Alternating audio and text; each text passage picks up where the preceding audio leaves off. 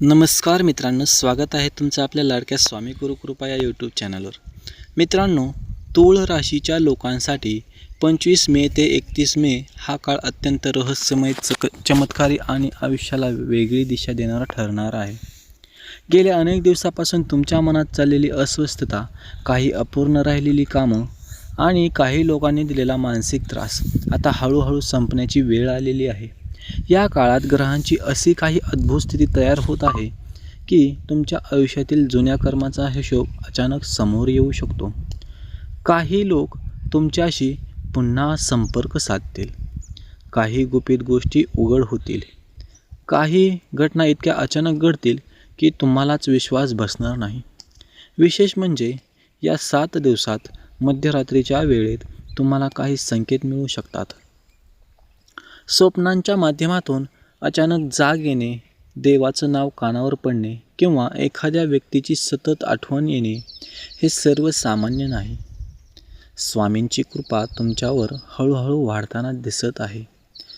पण एक गोष्ट लक्षात ठेवा, या काळात कोणावरही पटकन विश्वास ठेवू नका, कारण तुमच्या आजूबाजूला अशी एक व्यक्ती आहे जी तुमच्या यशावर वाईट नजर ठेवून आहे.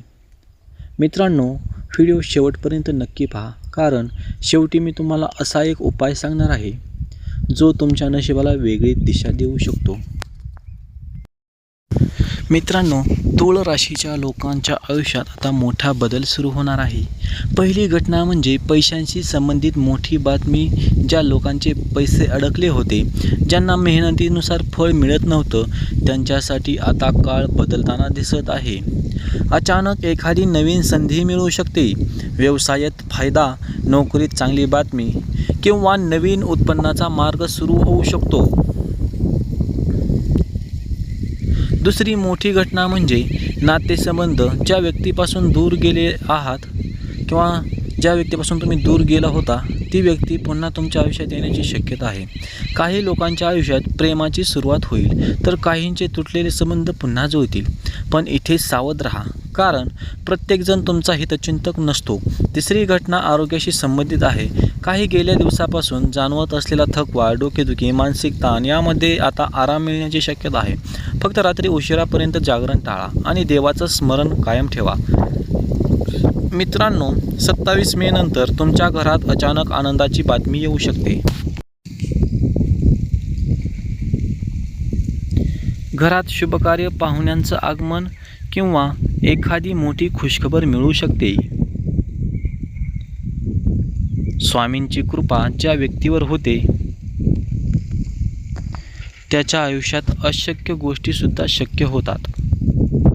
मित्रांनो, या काळात तुमच्या आयुष्यातील काही लोकांचे खरे चेहरे समोर येतील. जे लोक तुमच्या मागे वाईट बोलत होते, जे तुमचं नुकसान करण्याचा प्रयत्न करत होते, त्यांच्यापासून स्वामी तुम्हाला दूर करतील.